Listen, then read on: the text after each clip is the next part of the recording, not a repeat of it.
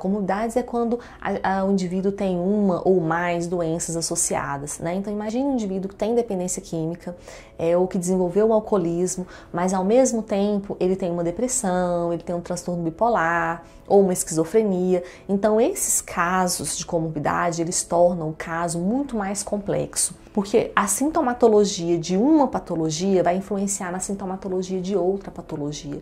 Então a gente precisa conhecer, avaliar bem esse indivíduo e saber quais as comorbidades que ele apresenta, para que a gente possa então fazer uma intervenção que seja verdadeiramente efetiva. Imagine, por exemplo, o indivíduo que tem um transtorno do espectro autista no grau leve. E esse indivíduo ele também começou a desenvolver alguns sintomas de depressão, porque ele não estava conseguindo se compreender, a família não estava compreendendo por que ele estava daquela forma, visto que ele não tinha sido diagnosticado da primeira patologia. E aí ele começa a fazer uso de alguma substância, sei lá, de maconha, de cocaína, e aí a família percebe.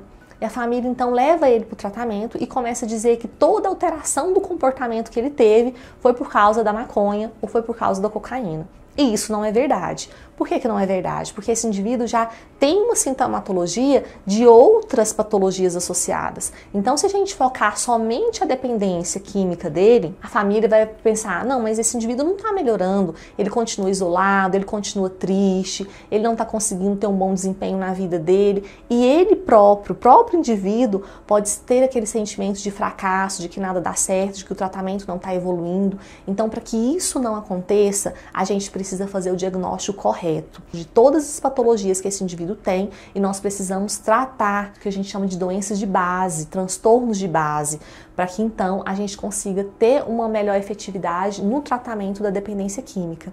Então a dica de hoje é a avaliação. Precisa sim de uma avaliação muito minuciosa, de um profissional, um psicólogo, um psiquiatra com experiência, para que ele consiga fazer essa avaliação e propor um plano terapêutico que realmente funcione, que realmente vai ser efetivo.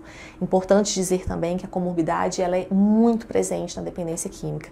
Na grande maioria dos casos, nós vamos ter comorbidades associadas. Por isso, a avaliação ela é imprescindível. Se você gostou, você pode assistir outras dicas no meu IGTV ou no canal do YouTube.